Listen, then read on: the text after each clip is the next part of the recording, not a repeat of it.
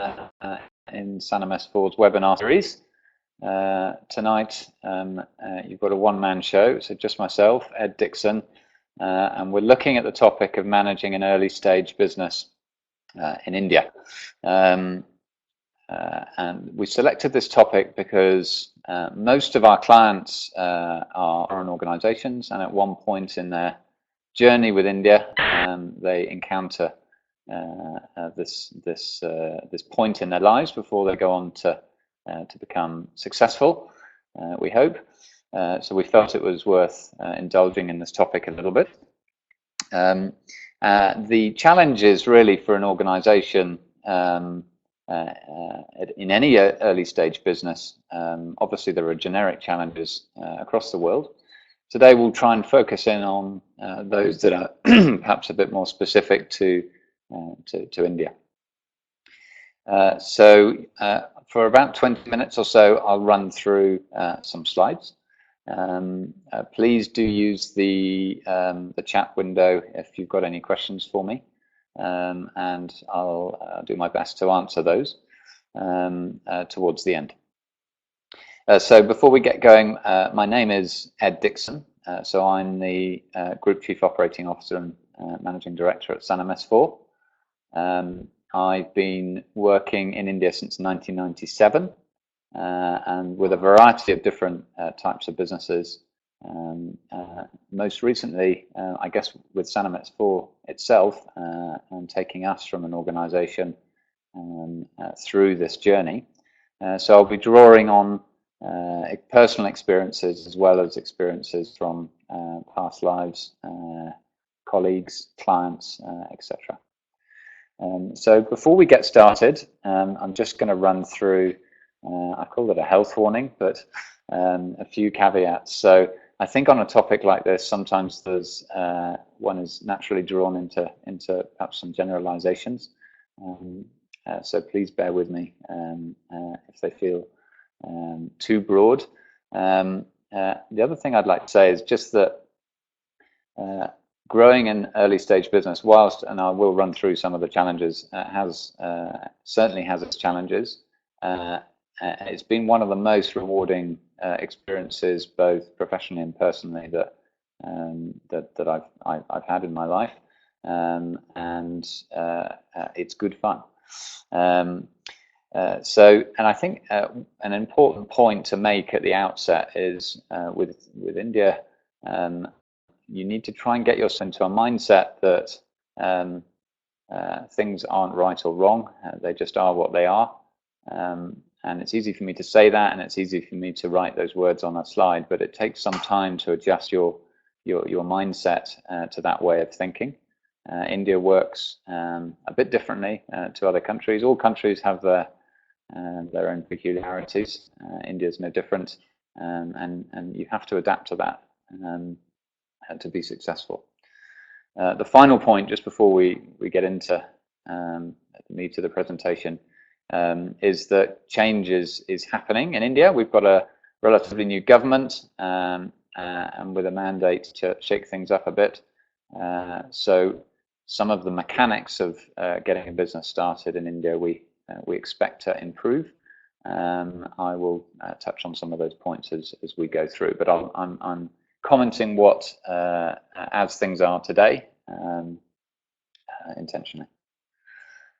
Okay, so some days when you're starting an early stage business are going to feel a bit like this picture, and I guess you may look at the picture and conclude different things, but can't see the wood for the trees, or where's the fruit for all this hard work I'm putting in.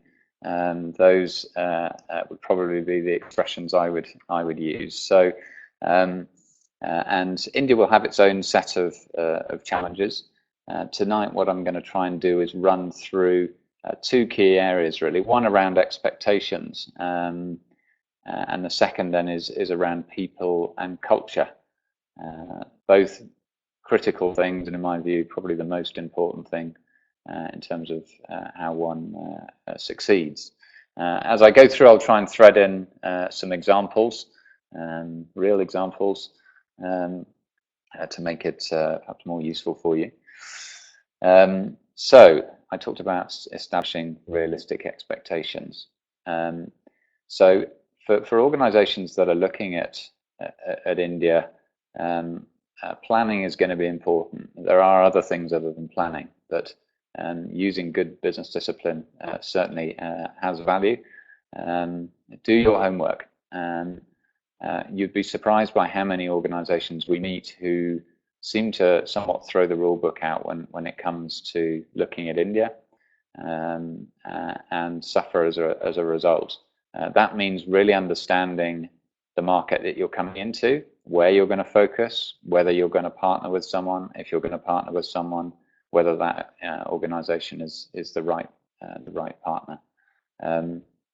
It really is a topic that is going to be very important. There are many, just take an example, we come across organizations who have got into a joint venture as an example, and then that joint venture doesn't end up delivering exactly what was anticipated. And when you dig into that, the level of due diligence that had been done on the partner, and it wasn't necessarily as thorough as it might be elsewhere in the world. For some reason, people have a tendency with India not to employ those disciplines. So that's not to say you only employ discipline, of course, but it's certainly important. So be methodical, plan, and that will help certainly mitigate any risk of failure. In terms of the mechanics of setting up a business, so again, around expectations. So there are places in the world where you can log onto a website, use your credit card, and that day, the next day, a couple of days after, you have a legal entity that you can employ people through, trade with, etc. That's not the case in India. There is a process to go through, but I often say that our teams in our own business, as an example, where we do set up businesses, are only ever used to doing that, only ever used to operating that way. So for them, it is normal. And I think when you're planning, you have to plan for the reality of how long it's going to take. That doesn't mean to say everything stops while you're setting your business up, and there are many things that can be done through that period. But you've got to be realistic. So if somebody tells you they're going to set a business up in 2 weeks, it's just not possible. And it may take you, just plucking some figures from the air based on real life, it's going to take you somewhere between a month and 3 months on average, I would think, to set the business up. Now, that's not just setting the legal entity up, that's getting it to a point that it can actually work. And I'll come on to that in a second. Now, there will be circumstances for businesses that are doing particular activities,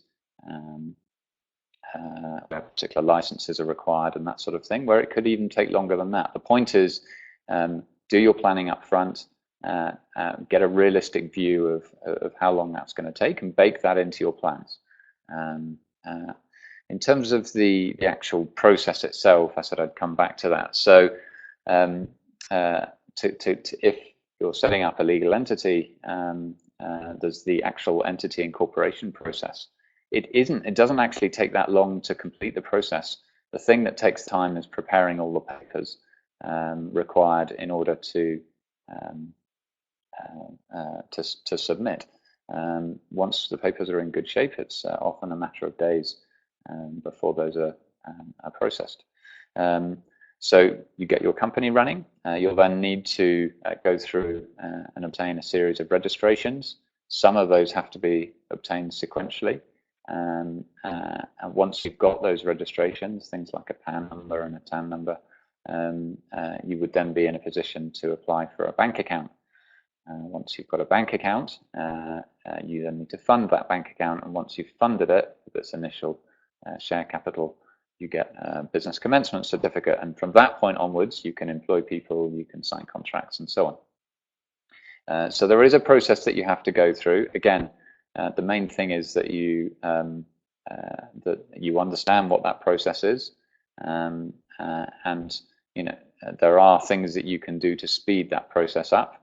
such as looking at completing the banking forms ahead of actually obtaining the mandatory tax numbers that you're going to need to put in there. It will take time, but with proper planning, you can succeed. So the second sort of area that I've picked on is really an admin point. And for those that are setting up a business in India that are not from India, the admin overhead is you will notice it. There's no way of avoiding it. Your daily life will include a level of admin that you probably won't have experienced before. And let me try and just take some examples to make that real. If you want to make a payment outside of India, then it's not just a case of logging onto a banking portal and making a transaction. You need to go and get approval from a chartered accountant on making that transaction, and that involves a form which needs 4 or 5 pages long, needs signing on every single page. You're also going to need to provide or obtain a tax residency certificate from the party that you're paying, and you do that annually. And if there's withholding taxes involved, maybe even a PAN number as well, you need to obtain from that party. And then there's the banking forms. So at the end of that, you've got probably 10 to 15 sheets of paper with probably 6 or 7 signatures on across those pages. So there's an example. I mean, it's one example. Who knows? Maybe that's an area that will become more efficient. But it's an example of what would seem to be a relatively straightforward process, suddenly taking perhaps a bit longer than you would have anticipated. Another example and an area to keep an eye on is registrations. So as a business, you have various registrations that you have to obtain when you're setting up. But there are other registrations that kick in at various points in the life cycle of a business. As an example, there's something in India called a Provident Fund, which is effectively a social security fund. When you hit 20 people, that acts as the trigger for a mandatory registration. You need to know that. So again, and there's a process behind that. So whether it's, and some other examples, check signing, and the use of checks, depending on where you're from, obviously in country to country that varies. In the US, the checks are still very much part of life. In other countries, much less so. India still obviously has an electronic banking as well, but checks are used frequently. And I think as a general comment, I mean, I mentioned online there, slowly we're seeing things being moved online, and the new government are certainly supportive of moving some of these processes online, which should make things easier. In the interim, though, it does bring with it a burden. And if you're the individual that's actually both on the ground trying to get the company up and running, and also trying to actually get your business, the business side of things up and running, it can feel like a bit of a burden. Okay, let's move on from that. So we'll cover a few different points here. So the first one is the amount of time that you're going to need to spend with key stakeholders, and that could be partners, it could be clients, it could be suppliers, and when you factor into that the realities of traveling in India, which city to city will obviously vary, but it can take some time. As an example, if you happen to live in Delhi, you're flying to Mumbai for the day, you're probably realistically only going to get one to 2 or 3 meetings in during the day, depending on where they are in the city, and that's just based on traffic and getting from A to B. Now, when you factor in the importance of those face-to-face meetings, and when you're getting your business up and running, that you may have to have quite a few of them, it is really worth thinking through how you focus your time geographically. I was only talking to a client recently who is actually adapting their sales strategy to be more focused geographically for that exact reason.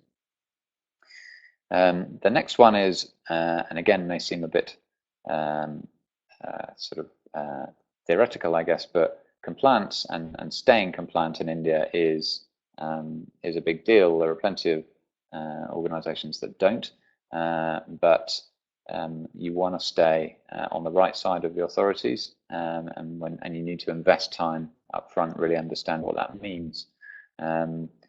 So you can, you certainly will get inspections. So you need to be ready for those, and they will just turn up unannounced, or give you a very short amount of notice that they're coming. So whether it's on perhaps some HR matters, financial matters, and so on, you do really need to make sure you understand what your obligations are. Once you've hit the radar of the authorities, it's a pretty uncomfortable place, so worth focusing on. And then onto a completely different topic, but I know one that those running businesses in India who have a head office that's outside of India struggle with sometimes is managing the expectations of head office, particularly when they've made a major investment in India and they're wanting to quickly see return on that investment. You know, for those that are managing the business on the ground, you have to inject a level of reality into those discussions. Things will happen that perhaps wouldn't happen elsewhere in the world, that are going to need responding to, and that's the reality. And sometimes that is difficult for people overseas to understand that haven't worked in this sort of environment before. So on to the final point, really, there, that as much as you plan, and I did start off by saying, plan well and use good business disciplines, which you must do, but you also need to be ready that things will happen that are unexpected, and you're going to have to be comfortable with responding to those things, sometimes on the fly, and those can be sort of micro things, like, as I talked about, travel, or the fact that people dropping into your office unannounced or is quite normal, to the concept of casual leave, which is a type of holiday taken by people in India, in some states by law. They're entitled to that, which basically means that people can choose not to come to work on a particular day. So those are sort of minor things, but it takes some getting used to. And then at the other end of the scale, you've got perhaps some more macro issues where products don't get cleared out of customs when you're expecting that they would, or the fact that you may end up personally getting involved in collections activities to a level that perhaps you wouldn't be used to elsewhere, or the inspections that I mentioned. We even had a case at one point in time where a distributor for a particular product actually took it upon themselves to register the IP for that product in the country, unbeknownst to the company that actually produced the product. These are things you can't plan for. You can, or in that case, you could do some planning, but certainly there was an unplanned response required in that situation. So, and again, that one is an easy one to talk about and put words on a slide, and it takes a while to become comfortable and accepting of that. And it's not one you can easily push against. It's the way India works. Okay, so let's move on to talk a bit about people and culture. And I think the first point I should probably make on this one is that of all of the slides that I've talked about so far, this is perhaps the one that lends itself most to the comment I made about generalizations. I've been working in India since 1997, and the individuals and teams that I've worked with have been amongst, certainly the best I've worked with globally in terms of capability, in terms of work ethic, and desire to succeed. So I say that as a preface. Nonetheless, there are things that you're going to need to adapt to. So let me take some examples of that.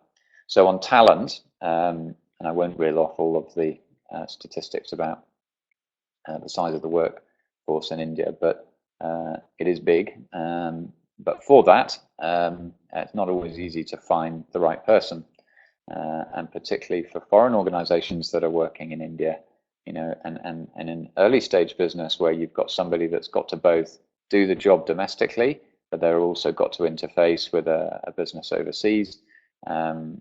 Finding that combination is not necessarily that easy, and in the very early stages, also making sure that you're hiring the right person with the right job title and all of that sort of thing requires some guidance.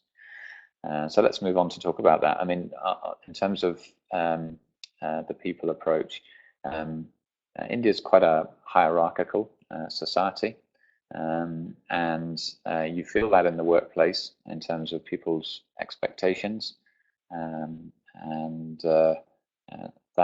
that ranges from job titles, which I talked a little bit about, and the fact that people want to see progression on job titles, job designations, but they also want to see progression in their own careers.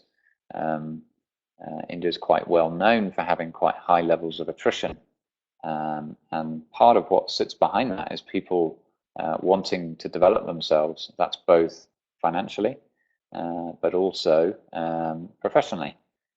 So operating a very flat hierarchy in India would require a bit of thought, and building some hierarchy is probably important.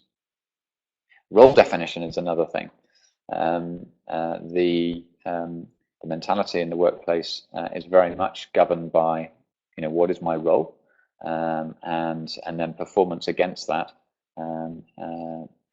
dictating how people are then paid and so on.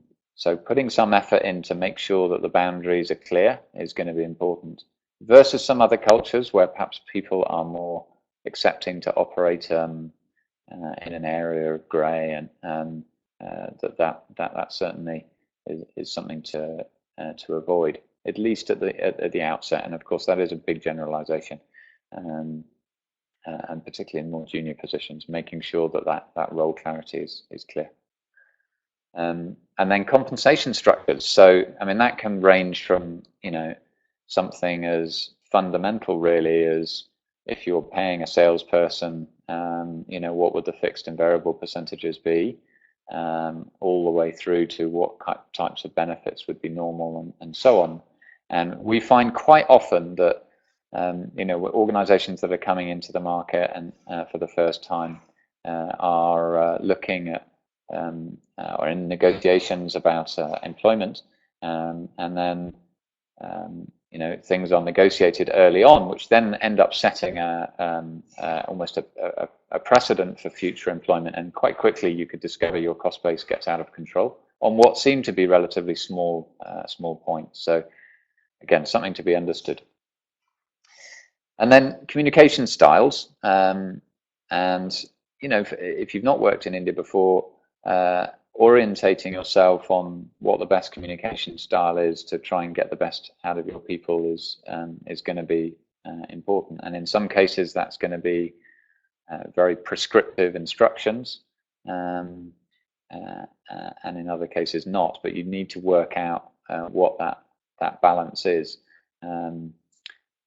It's one of probably the most important things, and particularly when you're working cross borders, having and through Skype sessions and via the telephone, making sure that you've got alignment in terms of what you've said and what somebody's understood is very important. So use of open questions, making sure things are documented, and asking people what they've understood by what's been communicated are all going to be important, and you will find mismatches. So don't get frustrated by that. It will be frustrating, but try not to get too frustrated. Which brings me on to the next one, which is really about decision making and accountability. And the first time I started working in India, I found that I was being asked to make a lot of decisions, much more so than I was used to. And that was the group of people I was working with. Was a bit of an eye-opener for me. Over time, and I still employ these practices today, I work with my teams to try and get them confident and capable of making their own decisions. When the pressure's on, though, it is still quite normal for people to default back to inherent behaviors. And this is particularly the case, I think, in middle management. And I think to some extent that it stems back to the education system in India, which is traditionally quite didactic. But you certainly can, over time, work with your teams to get them much more confident in making their own decisions. Like 9 times out of 10, they know exactly what needs doing. They just feel a bit more comfortable if somebody else takes that decision. And that's about empowerment once you've found the right people. The next one was about selling your vision, and this is particularly for companies that are coming new into the market. And I don't know whether this is India specific, but it's certainly something I've encountered in India. That there's a temptation when you're recruiting your early staff members that to sell a vision, and of course you must sell the vision. But if you say that you're going to be X size with Y numbers of offices across the country within 18 months, and it's on that basis you sell the vision. If you don't deliver that, you're going to have a problem. So I think sell the vision, but also be realistic to people, so that you're taking them along on a journey, which I think is important. And then there's a whole load of practical stuff, and I've just put one example here, but I mean there are many others. In some industries in India, it's going to be very standard to work a 6-day week.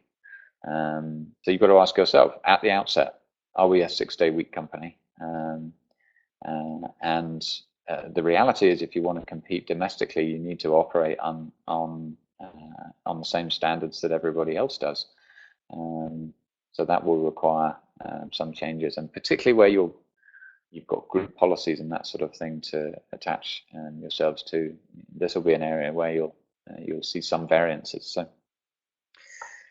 and then I've just put in this, which is a bit of a tongue-in-cheek comment, but if you happen to be an expat that's going through this journey, you've got to do all of that and also acclimatise yourself to a new country, and then all the generic problems or challenges with starting a new business. So, there are days where it can feel frustrating. Back to my earlier tree image, and then, but and I haven't really talked about Sannam S4 at this point, which I will do just briefly. At Sannam S4, I guess our role in life we see is to support organisations through this journey, which means that when the pressure is on and things do happen, that there's a partner that you can pick up the phone or drop an email to that can help you. And that's across a lot of the areas that we've discussed today. So whether that's setting up a company, whether it's advice on hiring, whether it's advice on people and even cultural training, these are all areas that we can support on. Doesn't mean you have to get support in all those areas, but we very much want to be the partner there to help support you succeeding. So with that kind of support, and in cases without that support, but with that support, let's look at a slightly different picture. So you certainly can see the wood for the trees, or in this case, the bamboo for the trees, and see a way through. And I think that, I mentioned timeline earlier, and part of this is about trying to come into the market in a timely manner, such that you are not wasting time. That may sound obvious, but if your incorporation process you plan takes to take 2 months or a month, and it takes 3 or 4 months, that can significantly affect your sales projections. So it's quite real. Okay, so what I'm going to do now is turn over to questions. So if you've got a question on any of the topics I've covered, and I know I've sort of skimmed across a number of topics, then please do let me know. I've had a number of questions through already, so what I'll do is I'll start addressing the first couple of questions to give you some time to tap away. The first one then was about the timeline to set up a company. Can you explain a little bit more about why timelines would vary so much and what I can do to reduce this? So yeah, the timelines is a tricky, and probably the fastest we've ever set up a company has been about 4 weeks. And in that case, literally the day we got off the briefing call with the client, they started pulling the papers together. It was a small business, so not very complicated. The next day, literally the next day, we're out having those documents notarized and apostilled, and the turnaround on the paperwork was incredibly fast. In that case, the organization didn't require any particularly unusual licenses. They were conducting an activity that is absolutely allowed. There are no foreign direct investment restrictions. The other end of the scale, if you have a complicated shareholding structure, for example, or even if you have private equity money behind you as an organization, those will slow down the process. And taking private equity as an example, if you've got to get your bank account set up, as with anywhere in the world, you have to go through the normal KYC checks. Where you've got private equity, typically that takes a bit longer. The authority, or sorry, not the authorities, the bank will be wanting to make sure that it understands where the funding comes from that business. So that may delay things. What can you do to shorten the timeline? Well, you can make sure that that you respond quickly on the documentation requests and that sort of thing. That's easy for me to say, and I've sat in a lot of meetings where organizations have said, oh, well, we're very good, we're used to doing this. But where you've got a director that's flying around the world and then they physically have to be present for signing a document in London or in Washington or wherever it happens to be. Those are the practical realities of where the process slows down. So being organized, making sure that you understand what the documentation requirements are, and then working with a party that actually knows their way through this process. So as an example, on banking, we work with many banks, and we're very familiar with their account setup process. So we're also familiar as a result with what things don't work. So if you don't sign a particular form in the right way or across a photo or whatever it happens to be, you may submit those forms, they get rejected, and then you're back to square one again. So using someone like Sannam S4 for that would certainly help. Hopefully that answers the question. Okay, I've got one more question about hierarchy. India is sometimes referred as quite a hierarchical society, as you said. How does this manifest itself in the workplace, and how can you adapt to that as a foreign organization? Okay, well, I talked a little bit about hierarchy. I think where I've seen this go poorly, and actually this is perhaps with some bigger businesses, is where there's a sort of global set of job descriptions and job titles and that sort of thing, and those are imposed on the business in India. And that's obviously a difficult discussion because organizations have got a global standard and you're at this grade and so on. But if that's a flat structure, that is going to cause problems. Both the actual job title itself may not be as well received in India as outside, for lots of good reasons. So it's worth looking at that. And then, as I mentioned, I think the other thing you can do to adapt is look at the hierarchy that you're putting in place, and make sure that there is an adequate kind of growth for people in their roles. I've got one final question. Oh no, I've got two questions. So let me deal with this one first. So you talked earlier about the impact of the new government that the new government might have on things. Where do you expect this to happen? Well, and this is really focused around the ease of doing business. So for those of you more familiar or less familiar with India, so there's a thing called the World Bank Ease of Doing Business Index. India currently resides at about position 142, which is recognized as being pretty poor. The Prime Minister has committed to getting India to position 50, and as recently as yesterday in the newspaper, there was an article about how the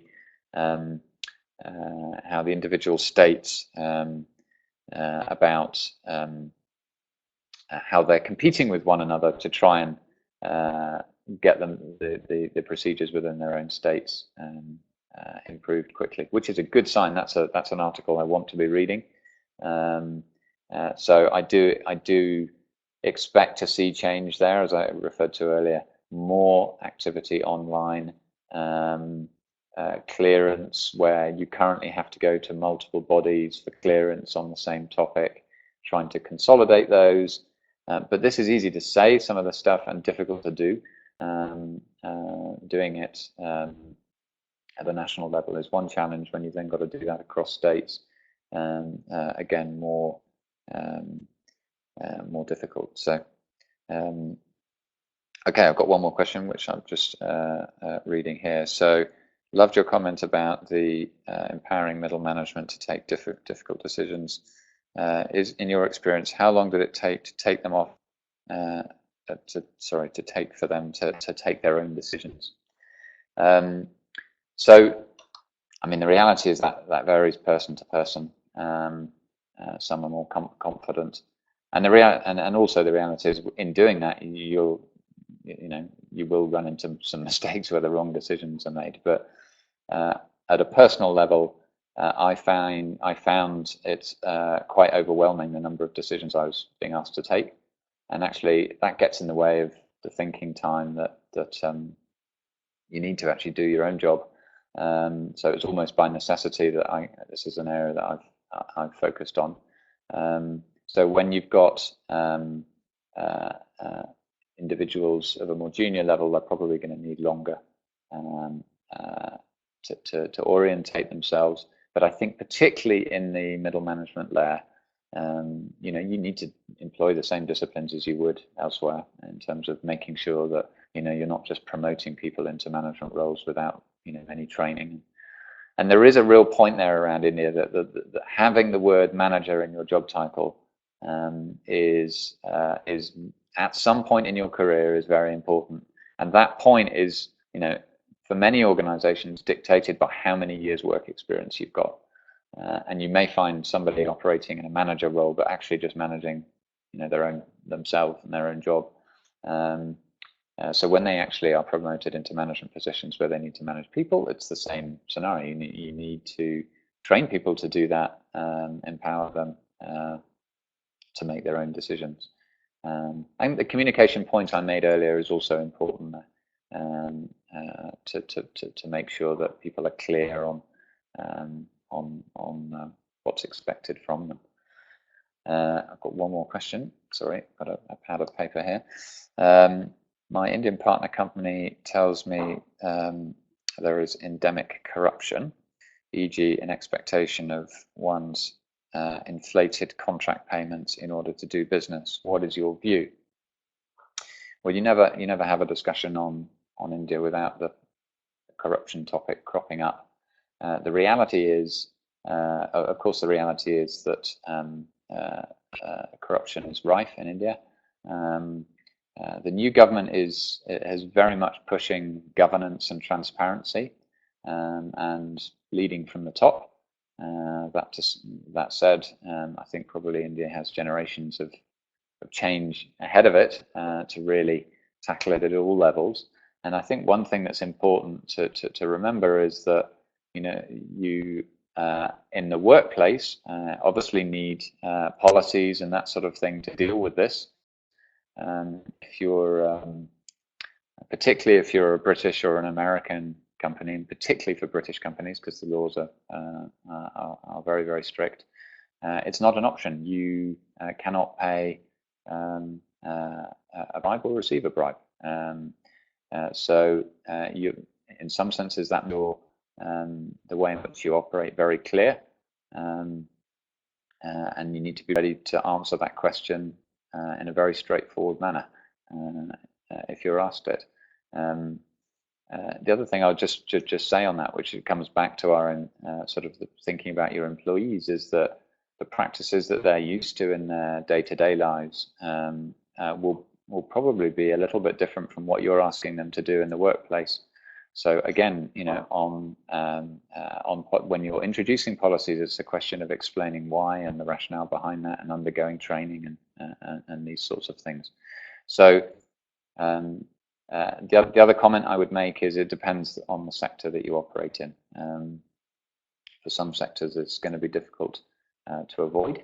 In many sectors, though, and the advice we give our clients is often you can succeed well in India if you put your head down and get on with your business. If you stay off the radar of the compliance radar I referred to earlier, then there's good business to be done. Questions are coming thick and fast now. So administrative delays. On the basis that the documentation has been correctly submitted, any tips on ensuring your authorities meet the timelines they promise?